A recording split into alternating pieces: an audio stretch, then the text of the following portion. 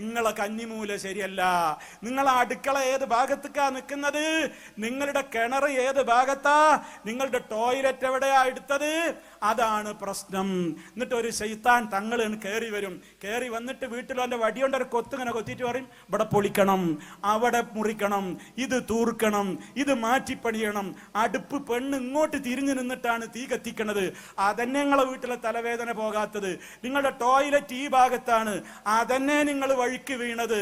ഇങ്ങനെ പറഞ്ഞ് പേടിപ്പിച്ചിട്ട് ഇനി അതൊക്കെ മാറണോ, 1000 റുപ്യ നമ്മളെ മജ്‌ലിസിൽ തന്നോളി, എല്ലാ പ്രശ്നവും തീരുന്നു പറയും. ഈ വിധത്തിൽ വീടങ്ങനെ പൊളിച്ച് തകർത്ത് അവിടെയൊക്കെ ആകെ പ്രശ്നങ്ങളാണ് ഉണ്ടാക്കി.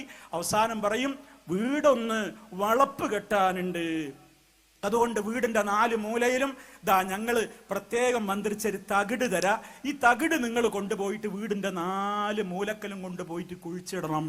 അതുപോലെ തന്നെ ഈ തകിട് നിങ്ങൾ ഫ്രെയിം ചെയ്തിട്ട് നിങ്ങളുടെ സൂപ്പർ മാർക്കറ്റിൽ, നിങ്ങൾ അതുപോലെ തന്നെ ഷോപ്പിൽ, നിങ്ങളുടെ വീട്ടിലൊക്കെ നിങ്ങൾ തൂക്കണം.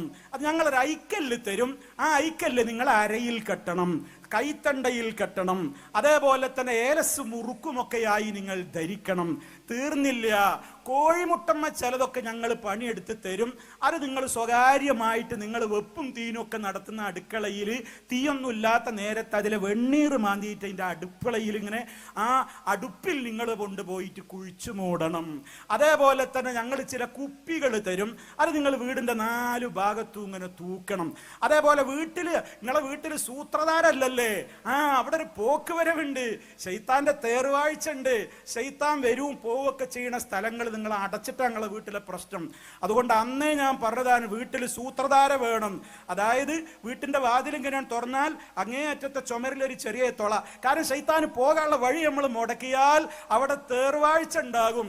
തേർവാഴ്ച ഉള്ളിടത്ത് തെങ്ങ് കരിയും, മരം നിൽക്കൂല, പുളി അവിടെ ഉണങ്ങിപ്പോകും, മാവ് പൂക്കൂല. എന്തൊക്കെയാണ് ഈ മുസ്ലിയാക്കന്മാരും ഈ കള്ള തങ്ങന്മാരും ഈ സമൂഹത്തിന്റെ മുമ്പിൽ പറഞ്ഞുകൊണ്ടിരിക്കുന്നത്? കുടുംബങ്ങളെ വഞ്ചിതരാവരുത്. ഇതാ ഇവർക്ക് നമ്മളോടുള്ള പ്രശ്നം. ഈ വക കാര്യങ്ങളുടെയൊക്കെ സംഗതിയാണ് വെളിച്ചത്താകും. ഇത് മുത്ത് മുസ്തഫ എവിടെയാ പറഞ്ഞത്? അള്ളാന്റെ റസൂലിന്റെ കന്നിമൂല പഠിപ്പിച്ചിട്ട് അള്ളാന്റെ റസൂലിന് വാസ്തു ഉണ്ടായിരുന്നു. വാസ്തു നോക്കിയിട്ടാ വീടെടുക്കല്. അല്ലെങ്കിലും സഹോദര, ഇതൊക്കെ ഇവര് 10 സെന്റ് 1 ഏക്കറൊക്കെ ഉള്ളിടത്തല്ലേ നടക്കുള്ളൂ. ഇപ്പൊ ഗൾഫ് രാജ്യത്ത് പോയി നോക്ക്, ടൗണുകളിലൊക്കെ പോയി നോക്ക്, 1 സെന്റ് 1.5 സെന്റിലാണ് വീടെടുക്കുന്നത്. അവിടെ ബന്റെ കന്നിമൂല നടക്കുവോ? ബന്റെ വാസ്തു നടക്കുവോ? അവിടെ ബന്റെ ടോയ്ലറ്റ് നിയമം അവിടെ നടക്കുവോ? ബന്റെ കിണറിന്റെ നിയമം അവിടെ നടക്കുവോ? അവിടെയൊക്കെ മനുഷ്യന്മാര് ജീവിക്കുന്നില്ലേ? അപ്പൊ മുത്ത് മുസ്തഫ പഠിപ്പിക്കാത്ത കുറെ കാര്യങ്ങൾ, അന്ധവിശ്വാസങ്ങൾ ഈ സമൂഹത്തിന്റെ മുമ്പിൽ ഇവർ പറഞ്ഞു പഠിപ്പിച്ചു. മുത്ത് മുസ്തഫ വീട്ടിലെ സമാധാനത്തിന് വേണ്ടി പറഞ്ഞത് എന്താണെന്നറിയോ? വീട്ടിക്ക് കയറുമ്പോ ബിസ്മി ചൊല്ലി കേറിക്കോന്നാണ്, അല്ലെങ്കിൽ കൂടെ ശൈത്താനാണ് കേറും. ഭക്ഷണം കഴിക്കുമ്പോ ബിസ്മി ചൊല്ലി കഴിച്ചോ, ഇല്ലെങ്കിൽ ശൈത്താൻ കൂടെ കഴിക്കും. അതുകൊണ്ട് ശൈത്താനെ പുറത്താക്കാൻ വേണ്ടത് എന്താ?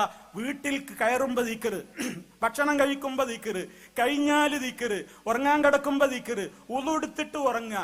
വീട്ടിൽ നിങ്ങൾ സംഗീതവും മ്യൂസിക്കും കാര്യങ്ങളൊക്കെ ഒഴിവാക്കുക. അന്യ പെണ്ണുങ്ങളുടെ ആട്ടവും പാട്ടവും ഡാൻസും കൂത്തുമൊക്കെയുള്ള സിനിമകളും അതേ പ്രദർശനങ്ങളും ഒക്കെ എടുത്ത് ഒഴിവാക്കുക.